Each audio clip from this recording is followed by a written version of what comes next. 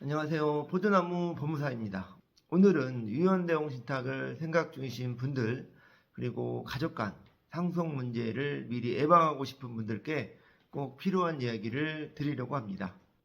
조금 생소할 수 있는 이야기인데요. 대법원 2022-307294 판결을 통해 유언대용 신탁을 어떻게 설계해야 하는지 쉽게 알려드리겠습니다. 먼저 유언대용 신탁은 말 그대로 유언장을 대신하는 신탁 계약입니다.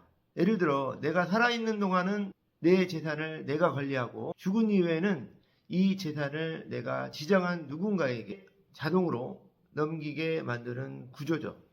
그래서 요즘은 유언장보다 더 안전하고 유연하게 활용할 수 있어서 많은 분들이 이 방법을 선택하고 계십니다. 그런데 이런 경우 신탁이 무효가 될 수 있다는 사실 알고 계셨나요? 실제로 대법원에서 다룬 사례가 하나 있습니다. 2022-307294 판결인데요. 핵심은 이렇습니다.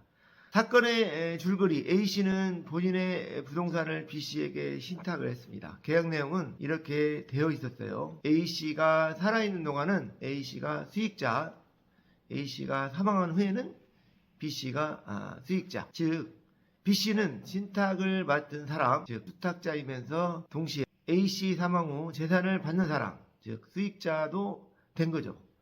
그런데 A씨가 돌아가시자 가족들이 문제를 제기했습니다. 이 계약은 무효야. 왜냐하면 B씨가 수탁자인데 동시에 수익자잖아. 과연 법원은 어떻게 봤을까요? 1심, 2심에서는 가족들의 말을 받아들였습니다. 신탁법 제36조에 따르면 수탁자는 수익자가 될 수가 없다. 그래서 이 계약은 무효다. 그래서 등기도 무효다라고 본 거죠. 그런데 대법원은 조금 다르게 판단했습니다. 위탁자 A씨가 살아있을 때는 신탁은 유효하다. 하지만 사망 후 B씨가 수익자가 되는 구조는 그 부분만 무효다. 계약 전체가 무효는 아니다. 무효가 된 부분만 떼어서 본다는 입장이었습니다. 그러면 우리가 배울 점은 뭘까요?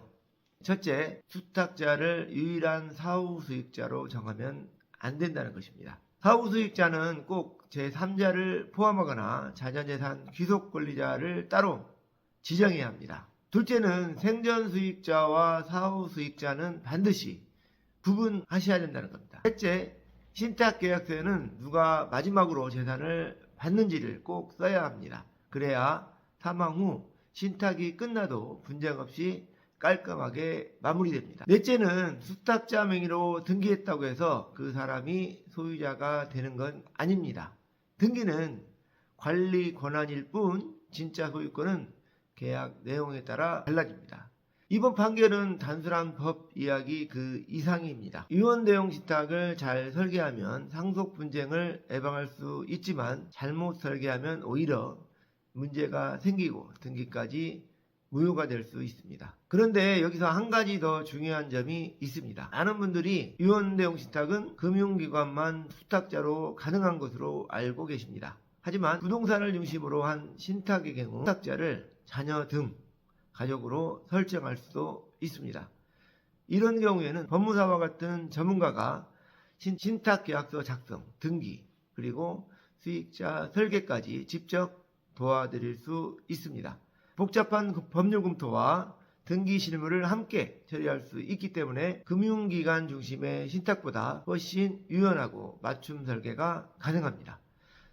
그래서 중요한 건 혼자 설계하지 마세요. 법률 전문가와 꼭 상담하고 하나하나 조항을 점검해서 분쟁 없는 튼튼한 신탁 계약을 만드시기 바랍니다. 포도나무 법무사는 유언대용 신탁, 상속 신탁, 농지 신탁 등 다양한 사례를 바탕으로 현실적인 법률 상담을 제공해 드립니다. 궁금한 점은 댓글로 남겨주시고 영상이 도움이 되셨다면 좋아요, 구독도 부탁드립니다. 감사합니다.